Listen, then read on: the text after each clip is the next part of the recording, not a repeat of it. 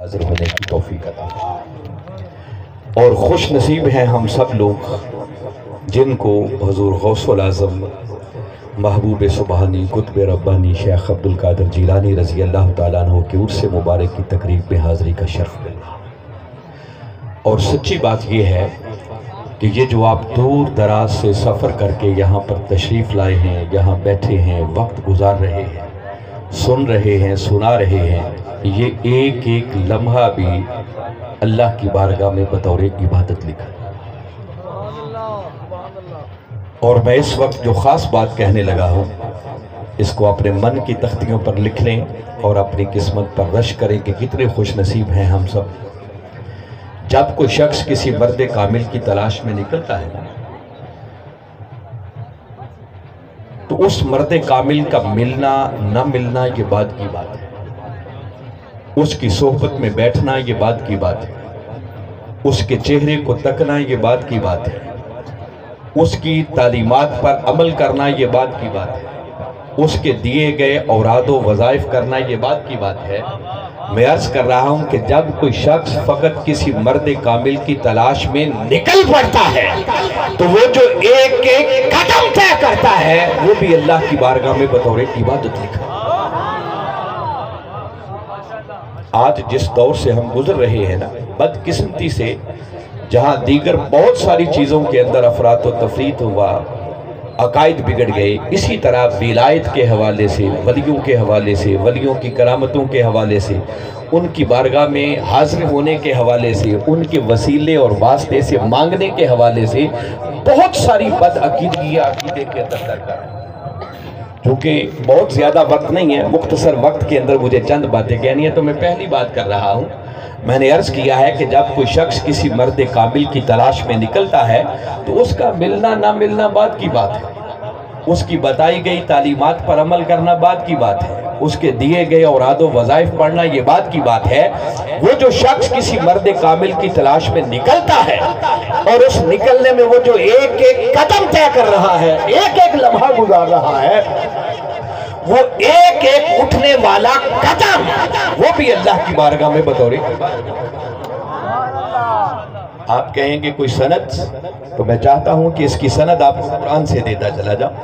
میرا تعلق منہاج القرآن سے، اور یاد رکھیں کہ میری زندگی کا سب سے بڑا فخر یہ ہے کہ مجھے وقت کے مجدد شیخ الاسلام پروفیسر ڈاکٹر محمد طاہر القادری کے قدموں سے نسبت ہے، اور یہ وہ ہستی ہیں جنہوں نے اس صدی کے اندر پوری دنیا کو علم کی خیرات بانٹی ہے۔ وہ بات عرض کرنا چاہ رہا ہوں کہ دیکھیے جو کلمات میں نے تلاوت کیے، یہ سورہ کہف ہے، واقعہ طویل ہے، اس کی تفصیل میں جانا مقصود نہیں۔ حضرت موسیٰ علیہ السلام اللہ کے اولو العزم پیغمبر، وہ ایک مرد کامل کی تلاش میں نکلے، اللہ کے حکم پر نکلے۔ حضرت یوشع بن نون کو انہوں نے ساتھ لیا اور حضرت خضر علیہ السلام کی تلاش میں، اور باری تعالیٰ نے جس جگہ اس مرد کامل نے ملنے تھا کوئی لمبی چوڑی نشانی نہیں بتائی، بس ایک ہی بات بتائی کہ موسیٰ جہاں دو دریاؤں کی سرزمین ملے اور آپ کی بھنی ہوئی، کٹی ہوئی، تلی ہوئی مچھلی زندہ ہو کر پانی میں کود جائے، بس وہیں میرا وہ بندہ مل جائے۔ اور میں یہ جتنے جملے کہہ رہا ہوں یہ سب قرآن پاک میں لکھا ہوا ہے، میں تو صرف وقت بچانے کے لیے نچوڑ آپ کو دے رہا ہوں۔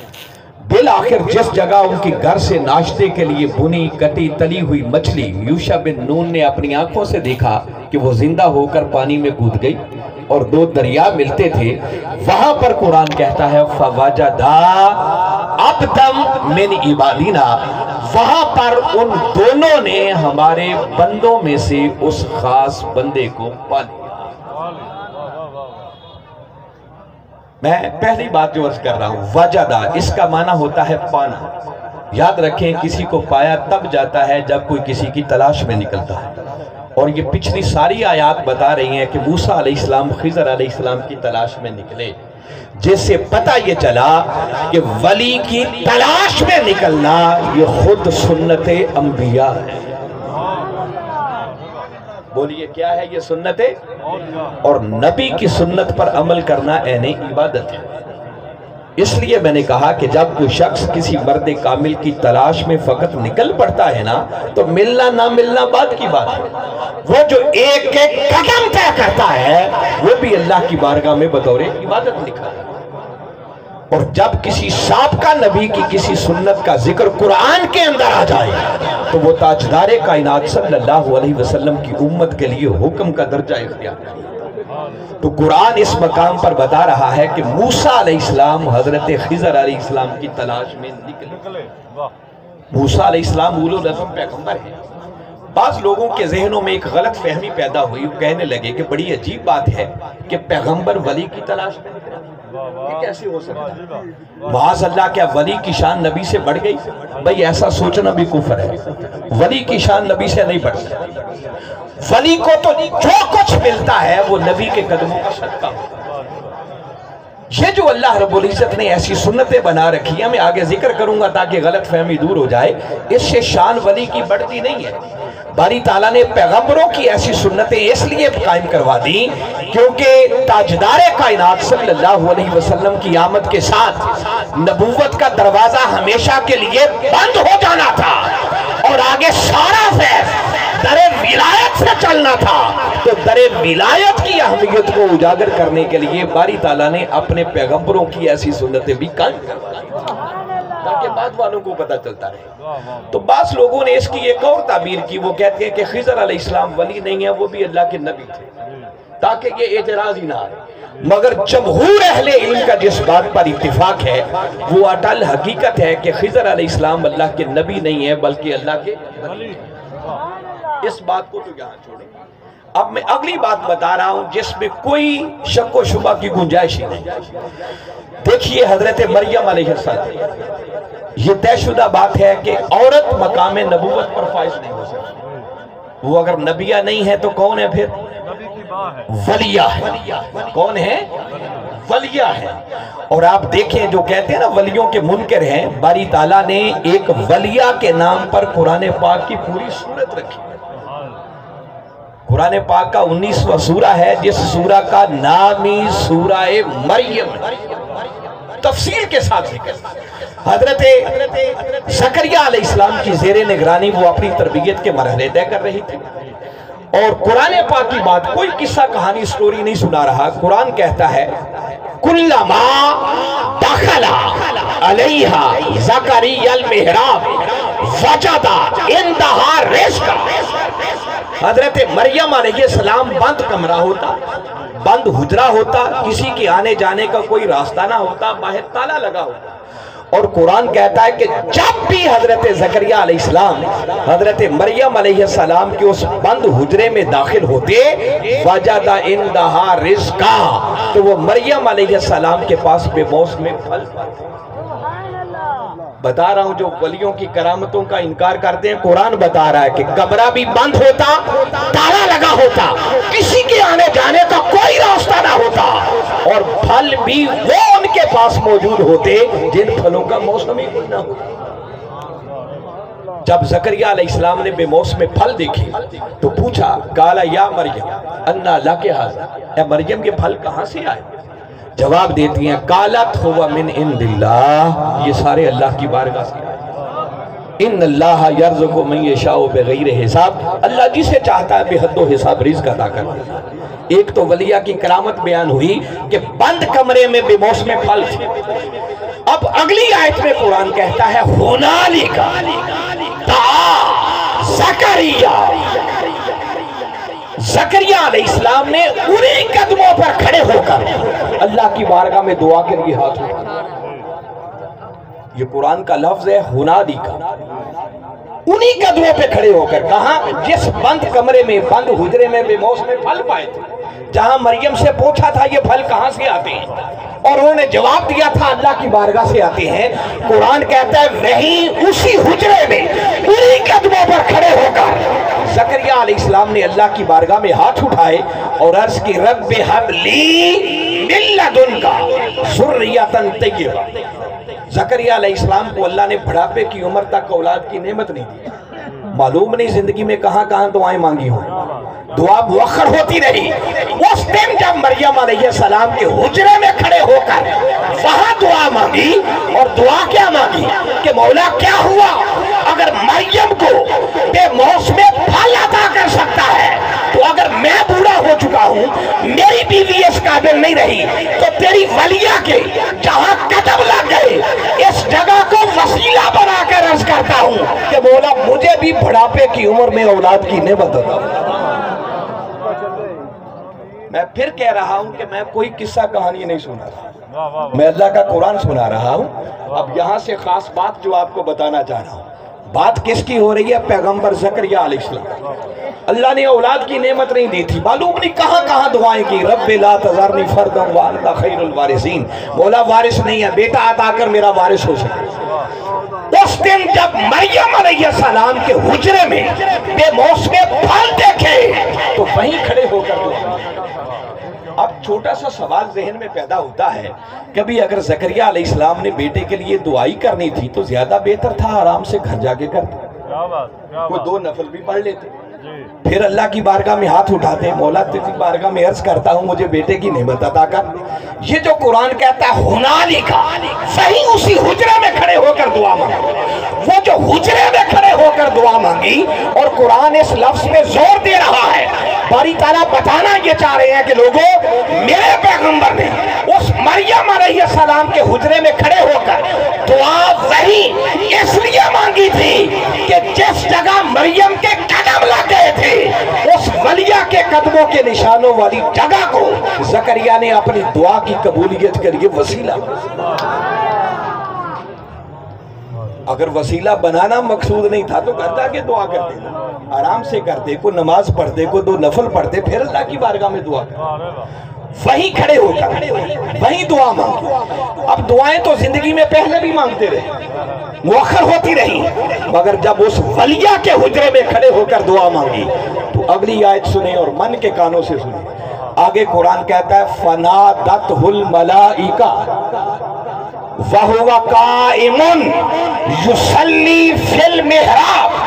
قرآن کہتا ہے کہ ابھی زکریا علیہ السلام اسی حجرے میں کھڑے ہو کر دعا کر رہے تھے، ابھی دعا سے ہاتھ پلٹ کر واپس نہیں آئے تھے کہ باری تعالیٰ نے فرشتوں کی جماعت کو بھیجا، فرشتوں جاؤ اور جا کر میرے زکریا کو خوشخبری سنا دو، زکریا جا تیری دعا قبول ہو گئی، تیرے گھر بیٹا ہوگا اس کا نام یحییٰ۔ جس کا مطلب یہ ہے کہ قرآن بتا رہا ہے کہ اگر خدا دینے پہ آ جائے تو ولیوں کے صدقے سے نبیوں کو بیٹے بھی عطا کر دے۔ اب وہاں تو حضرت خضر علیہ السلام کے بارے میں لوگوں نے کہا معلوم نہیں ولی تھے یا نبی تھے، مگر بتاؤ مریم علیہ السلام تو نبیہ نہیں ہے، وہ تو ولیہ ہے، اور ان کے وسیلے سے مانگنے والا اللہ کا پیغمبر ہے، اور اس طرح ان کے وسیلے سے مانگنے سے معاذ اللہ کو زکریا علیہ السلام کی شان کم نہیں ہوئی، مریم کی شان ان سے بڑھ نہیں گئی، شان زکریا علیہ السلام کی زیادہ ہے۔ یہ سنت باری تعالیٰ نے قرآن میں کیوں درج کی؟ تاکہ قیامت تک آنے والوں کو پتہ چل جائے کہ نبوت کا دروازہ بند ہو جانے کے بعد جس در سے فیضان جاری ہوگا اس در کا نام ہے در ولایت۔ میں نے قرآن سے 2 پیغمبروں کی آپ کو مثالیں دی، اب تیسری بات کر رہا ہے۔ اب کسی کے ذہن میں آئے کہ علامہ صاحب یہ موسیٰ علیہ السلام کی بات ہو گئی، حضرت زکریا علیہ السلام کی بات ہو گئی، اگر یہ در ولایت کی اہمیت اتنی ہی زیادہ ہے تو کیا ہمارے آقا اور محبوب خدا حضرت محمد مصطفیٰ صلی اللہ علیہ وسلم کی بھی کوئی ایسی سنت ہے کہ جس سے ولیوں کی شان اجاگر ہو؟ آئیے ایک بات اس پر بھی آپ کو سناتا ہوں۔ میرے آقا کے ایک غلام ہو گزرے ہیں جن کو لوگ اویس کرنی کے نام سے یاد کرتے ہیں، رضی اللہ تعالیٰ۔ یہ آقا کے وہ غلام ہے کہ عاشق کتنے بڑے تھے کہ جب آقا کا ایک دانت مبارک تھوڑا سا ایک غزوے میں شہید ہوا تو عشق میں محبت میں آ کر اپنے سارے کے سارے نکال۔ دور ایک تھا اور میرے آقا کی ظاہری حیات مبارکہ کے اندر اویس کرنی رضی اللہ تعالیٰ عنہ نے اپنی زندگی کے 20 برس گزارے، مگر اس محبت اور عشق کے باوجود بھی آقا کے ودھا مکھڑے کی زیارت نہیں کر سکے۔ آپ صحابی نہیں ہیں، تابعی ہیں۔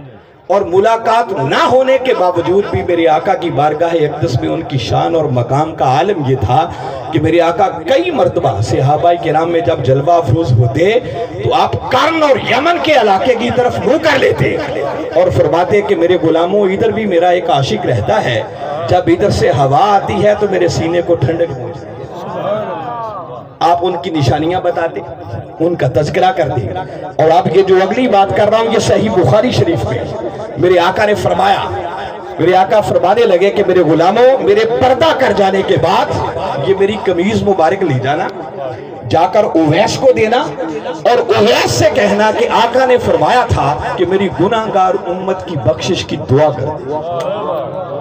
یہ بات صحیح بخاری شریف کے اندر قرآن کے بعد سب سے معتبر کیا۔ پھر آقا کے پردہ کر جانے کے بعد آپ کی اس وصیت پر عمل سیدنا عمر فاروق رضی اللہ تعالیٰ عنہ اور مولا کائنات علی شیر خدا رضی اللہ تعالیٰ عنہ، یہ دونوں ہستیاں وہ قمیض مبارک لے کر اس قرن اور یمن کے علاقے میں پہنچے، تلاش کرتے پھر رہے ہیں کہ یہاں کوئی اویس ہے، مگر اس اویس کو کون جانے جس کے پھٹے پرانے کپڑے، گرد آلود بال، جنگلوں اور ویرانوں میں رہنے والے۔ جب لوگوں کو نشانیاں بتائیں تو لوگوں نے بتایا کہ وہ تو ایک مجنون اور دیوانہ سا آدمی ہے، وہ تو جب لوگ روتے ہیں تو وہ ہنستا ہے، جب لوگ ہنستے ہیں تو وہ روتا ہے۔ آپ نے مل کے کیا کر دیا؟ فرمانے لگے کہ بس یہ فرزانے آج اسی دیوانے سے ملنے آئے۔ گئے، عجیب منظر دیکھا، اویس کرنی رضی اللہ تعالیٰ عنہ نماز میں عبادت میں مشغول ہیں اور قریب ہی ان کی بکریوں کا ریوڑ ہے جس کی حفاظت ایک بھیڑیا کر رہا ہے۔ دنگ رہ گئے، جیسے ہی سلام پھیرا ان کی نظر پڑی، دیکھا مہمان آئے ہیں، پوچھا بھئی کیسے آنا ہے؟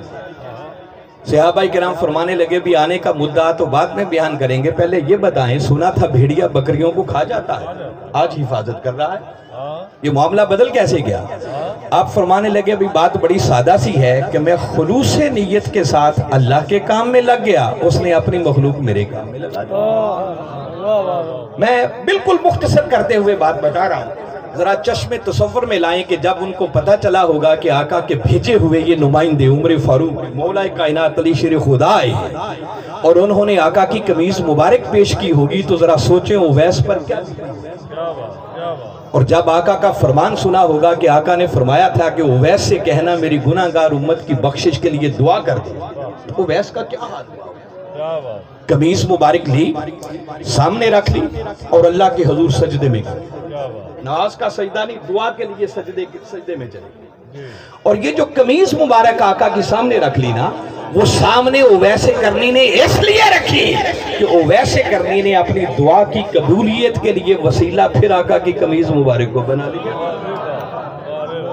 دیر تک سجدے میں رہے، جب کچھ سجدہ زیادہ ہی لمبا ہو گیا تو صحابہ کرام نے پیچھے سے آواز دی، تو ایک سرد آہ بھر کر سجدے سے سر اٹھا کر فرمانے لگے کہ دوستو تم نے جلدی کی، ورنہ اللہ کی عزت کی قسم اس وقت تک سجدے سے سر نہ اٹھاتا جب تک آج باری تعالیٰ پوری امت کی بخشش کا وعدہ نہ فرماتا۔ مگر صحیح بخاری شریف جو آج بھی آقا کا فرمان موجود ہے، آقا نے فرمایا کہ اس ایک اویس کی دعا سے فلاں قبیلے کی بکریوں کے بالوں کی تعداد کے برابر باری تعالیٰ میری گناہگار امت کی بخشش کرتا۔ حاضرین مکرم، جو خاص بات عرض کر رہا ہوں اس پورے واقعے کے اندر جو آج کی عقیدے کے ساتھ آپ کو دینا چاہ رہا ہوں کہ ذرا سوچیں، صحیح بخاری شریف اور آقا کی وصیت ہے، آقا فرما رہے ہیں کہ میری قمیض مبارک لے جانا، جا کر اویس کو دینا اور اویس سے کہنا کہ آقا نے فرمایا تھا میری گناہگار امت کی بخشش کے لیے دعا کر دیں۔ حاضرین مکرم، مجھے اتنا بتا دیں کہ کیا کائنات میں میرے آقا سے بڑھ کر بھی کوئی دعا کرنے والا ہے؟ ہمارے آقا سے بڑھ کر بھی کسی کی دعا قبول ہوتی ہوگی؟ اور کیا معاذ اللہ آقا کی اویس کرنی سے دعا کروانے سے کوئی آقا کی شان کم ہو گئی اور اویس کرنی کی شان بڑھ جائے گی؟ نہیں، اویس کرنی کو تو بابا جو کچھ ملا تھا آقا کے قدموں کا صدقہ ملا تھا، تو آقا نے دعا کیوں کروا؟ جب ان سے بڑھ کر دعا کرنے والا ہے کوئی نہیں، ان سے بڑھ کر کسی کی دعا قبول ہوتی نہیں، تو پھر آقا نے دعا ان سے کیوں کروائی؟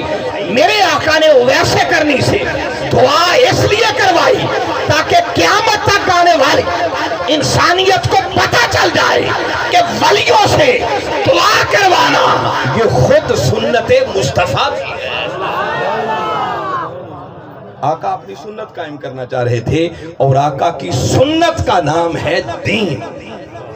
آقا نے ویسے کرنے سے دعا کروا کے ولیوں سے دعا کروانے کے عمل کو خود دین کا حصہ بنا۔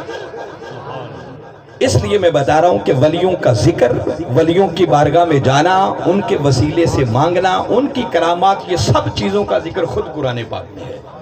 آخری بات جس کے ساتھ حضور غوث پاک کی بات ملا کے میں اپنی بات ختم کروں گا، جو کہتے ہیں کہ یہ ولیوں کی کرامت کوئی حقیقت نہیں ہے، من گڑت کہانیاں بنائی ہوئی ہیں۔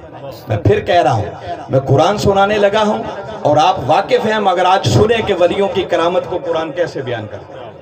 حضرت سلیمان علیہ السلام اپنا دربار لگائے بیٹھے، اور ادھر سے 900 میل دور سے ملکہ سبا آپ کی بارگاہ میں حاضری کے لیے چل رہے ہیں، اور آپ اپنی مجلس سے بیٹھے ہوئے لوگوں سے فرما رہے ہیں کہ کوئی ہے جو اس ملکہ سبا کے یہاں پہنچنے سے پہلے اس کا 900 میل دور پڑا ہوا تخت اٹھا کے یہاں دے۔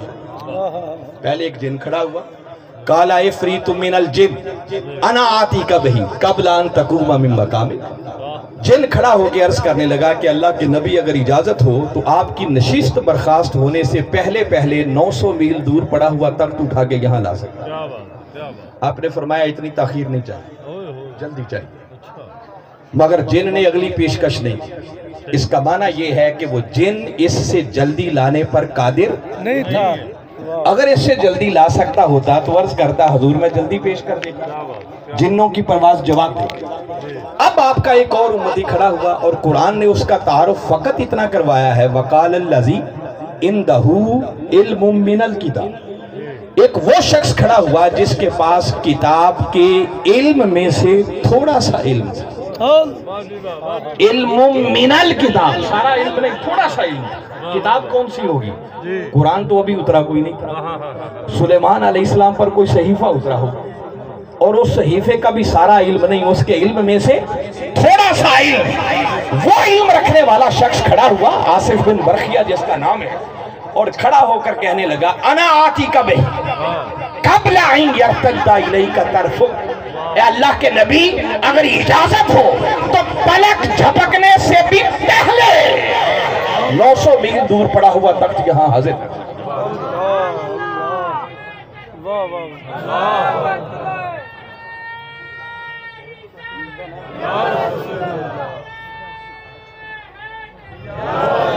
اور اس نے خالی دعویٰ نہیں کی، ادھر بات کی، ادھر تخت لا کے حاضر کر دیا۔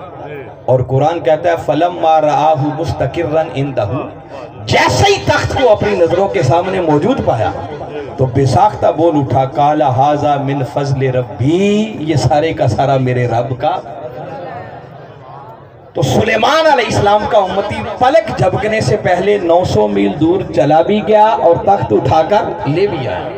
اور قرآن بتا رہا ہے کہ بابا جہاں پر جنوں کی پرواز ختم ہوتی ہے وہاں سے سلیمان علیہ السلام کے اس ادنا سے امتی کی پرواز کا آغاز ہوا۔ کس امتی کی پرواز؟ جس کے پاس اس صحیفے کے علم میں سے تھوڑا سا علم تھا، اس کی پرواز کا آغاز ہوتا ہے۔ جی آغاز ہوتا ہے جی۔ تو میں عرض یہ کر رہا تھا کہ حاضرین مکرم، جہاں پر جنوں کی پرواز ختم ہوتی ہے وہاں سے سلیمان علیہ السلام کی امت کے ولی کی پرواز کا آغاز ہوتا ہے۔ ارے حاضرین مکرم، ارے کروڑ آصف بن برخیہ جیسے امتی جمع ہو جائے، حضور غوث الاعظم کے جوتوں سے اٹھنے والی گرد کا مقابلہ نہیں کر سکتے۔ حضور غوث الاعظم شیخ عبد القادر جیلانی رضی اللہ تعالیٰ عنہ وہ ہے کہ جن کے پاس قرآن کے علم کے سمندر موجود ہیں۔ سلیمان علیہ السلام پر اترنے والے صحیفے کا علم نہیں، قرآن کے علم کی بات کر رہا۔ اور صرف ایک بات سناتا ہوں، حضور غوث الاعظم کے علم کے سمندروں کا عالم کیا تھا؟ جو آپ فرماتے ہیں درست العلم حتی سرت کتبا، آپ فرماتے ہیں لوگوں میں نے علم حاصل کیا، اتنا کیا کہ علم حاصل کرتے کرتے اللہ نے مجھے کتب بنا، حتیٰ کہ میں کتب بن گیا۔ آپ کے علم کا عالم یہ تھا۔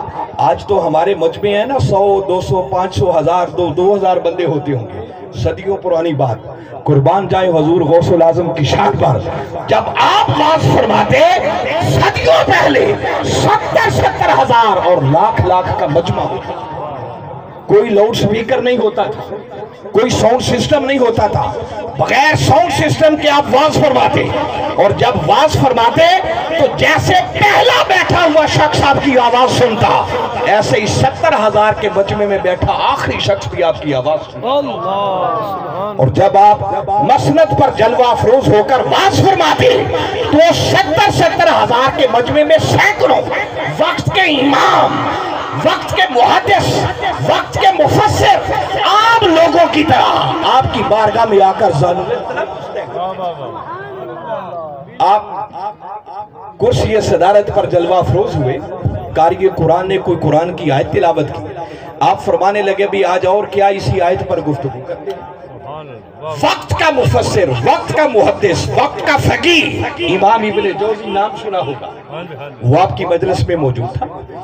آپ نے اس آیت کریمہ کی ایک تفسیر بیان کی، جیسے ہی بیان کی تو ابن جوزی کے ساتھ ایک اور محدث بیٹھے تھے، انہوں نے ہلایا، پوچھا کہ ابن جوزی یہ جو حضور غوث پاک نے یہ معنی بیان کیا کیا تمہیں آتا تھا؟ اس بات میں سر ہلا کے کہتا ہے یہ آتا تھا۔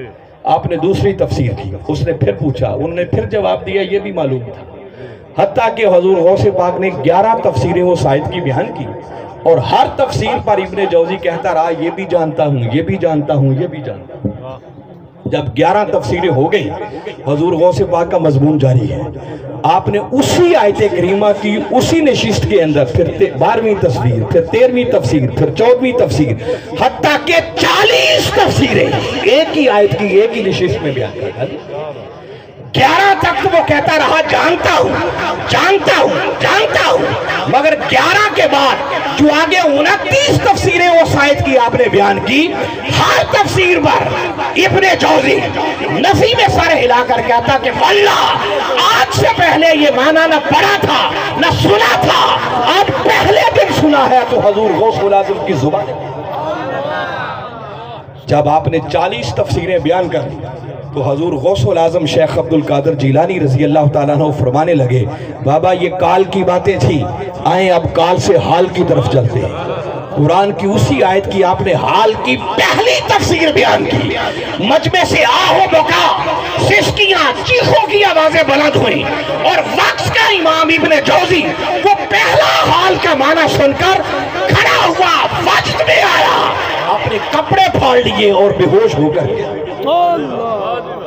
کیا بات، کہاں آصف بن برخیہ جس کے پاس سلیمان علیہ السلام پر اترنے والے صحیفے کے علم میں سے تھوڑا سا علم تھا، اور کہاں حضور غوث العظم ارے جن کے سینے میں قرآن کے علم کے سمندر موجود تھے، اگر آصف بن برخیہ پلک جھپکنے سے پہلے 900 میل دور پڑا ہوا تخت اٹھا کر لا سکتا ہے تو حضور غوث العظم یک وقت 40 جگہوں پر حاضر ہو جائیں تو بابا تعجب کی بات کیا ممکن ہے۔ حضور غوث پاک جلوہ افروز ہیں، ایک مرید آیا، عرض کرنے لگا حضور شام کی افطاری میرے پاس کریں۔ جی بس اینڈ کر رہا ہوں، بس میں نے بتا دیا حاضرین مکرم، کہنا یہ چاہ رہا ہوں کہ جہاں باقی سب کچھ ہے وہاں اس کے ساتھ ساتھ حضور غوث اعظم کی شان یہ ہے کہ آپ کے سینے کے اندر قرآن کے علم کے سمندر موجود ہے۔ آئیے ان سے محبت کرنے والے ان کے نقش قدم پر چلیں، خالی 11ویں کو یاد نہ رکھیں، وہ آپ کی ایک شان تھی، وہ سنت پر قائم رہے، ہوتی رہنی چاہیے، مگر ان کے نقش قدم پر چلتے ہوئے اللہ کے قرآن سے جڑے، جو قرآن سے جڑے گا قرآن اسے پھر سے زندہ کرے۔